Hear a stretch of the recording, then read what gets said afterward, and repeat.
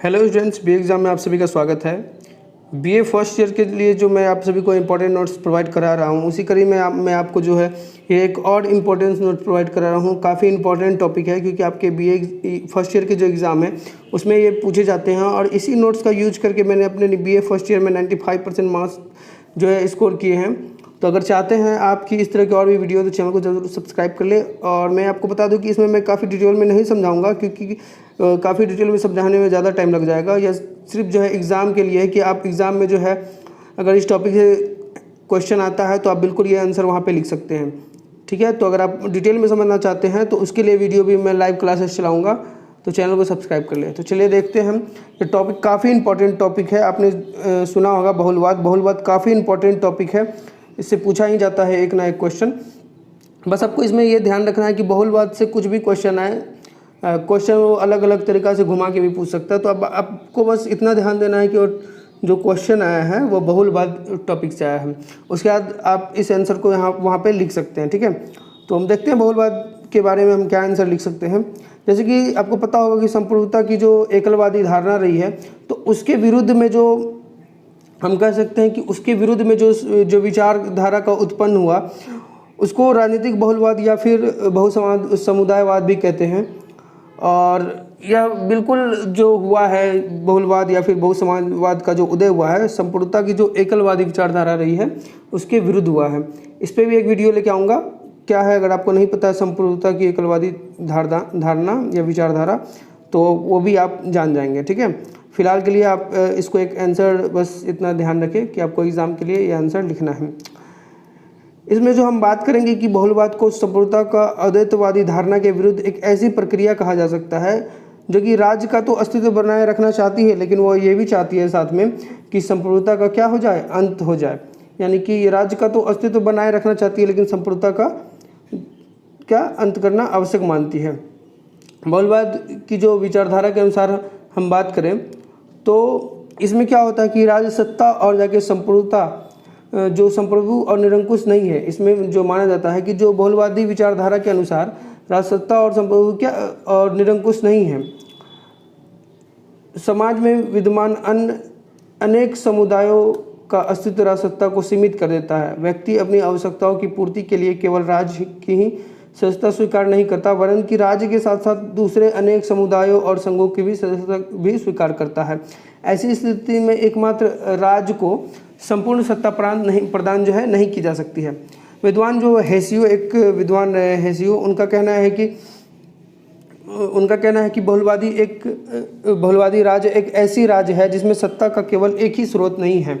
यह विभिन्न क्षेत्रों में विभाजनीय है और इसे विभाजित किया जाना चाहिए।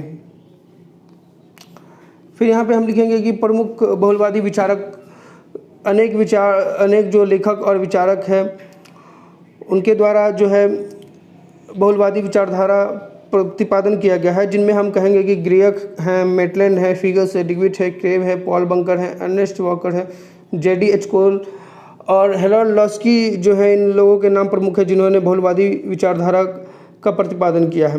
बहुलवाद की अगर हम प्रमुख मान्यता या सिद्धांत की बात करें तो इसमें हम कुछ पॉइंट लिख सकते हैं। आप यहाँ पे नीचे अंडरलाइन जरूर कर दीजिएगा। जब भी आप एग्जाम में अगर आप लिखिएगा तो ब्लैक पेन से नीचे इसको पॉइंट में अंडरलाइन जरूर करिएगा।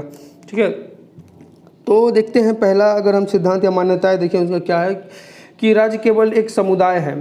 तो बहुलवादी लोग क्या मानते हैं, राज्य क्या है, केवल एक समुदाय है, क्योंकि सर्वव्यापक सर्वशक्तिमान तथा नैतिक संस्थाएं के रूप में इसे स्वीकार नहीं करते हैं। बहुलवादी लोग क्या करते हैं, इनको सर्वव्यापक सर्वशक्तिमान तथा नैतिक संस्था के रूप में इसको स्वीकार नहीं करते हैं। उनका मानना है कि राज्य जो है वर्तमान स्थिति की रचना के आधार पर राज्य अन्य समुदायों की भांति ही एक समुदाय के अतिरिक्त और कुछ भी नहीं है।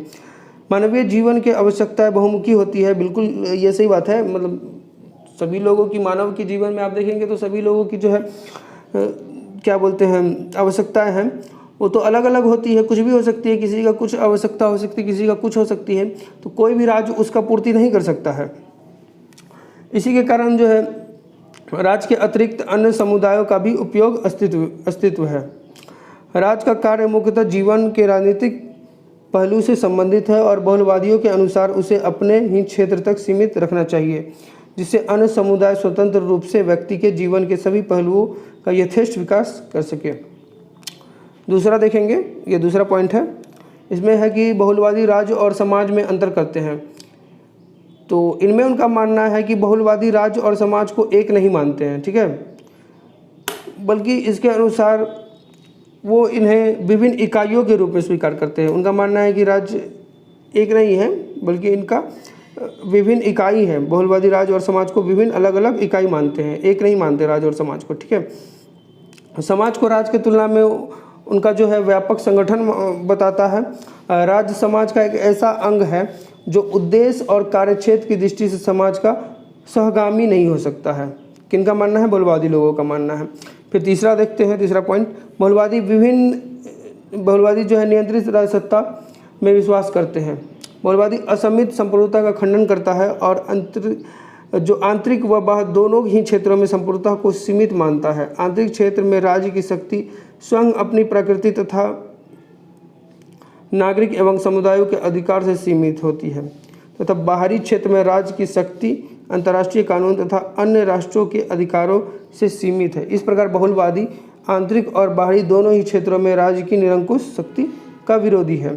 चौथा है कि बहुलवाद के अनुसार कानून राज्य से स्वतंत्र और उच्च है। बहुलवादी संप्रभुता के परंपरागत प्रतिपादकों के विपरीत कानून को राज्य से स्वतंत्र और उच्च मानते हैं। इस संबंध में फ्रांसीसी विचारक जो डिग्विट हैं और डच विचारक जो कि क्रैब के विचार उल्लेखनीय हैं, यानी कि बहुत अच्छे विचार हैं उनके। डिग्विट कहते हैं कि विधि राजनीतिक संगठन से स्वतंत्र उसे श्रेष्ठ और पूर्वकालीन होती है। विधि के बिना सामाजिक एकता या संगठन या मनुष्यों का एक दूसरे पर निर्भर करना संभव ही नहीं है। पांचवा पॉइंट है, बहुलवाद एक जनतांत्रिक विचारधारा है। बहुलवाद राज्य के वर्तमान एक विरोधी होने पर जनतांत्रिक प्रणाली का विरोधी नहीं है। बहुलवाद अपने उद्देश्यों की पूर्ति के लिए कभी ही हिंसक जो प्रणाली है उनका प्रयोग नहीं करता है। आरंभ से लेकर अंत तक उसका विश्वास व्यावसायिक प्रतिनिधित्व तथा गुप्त मतदान में है।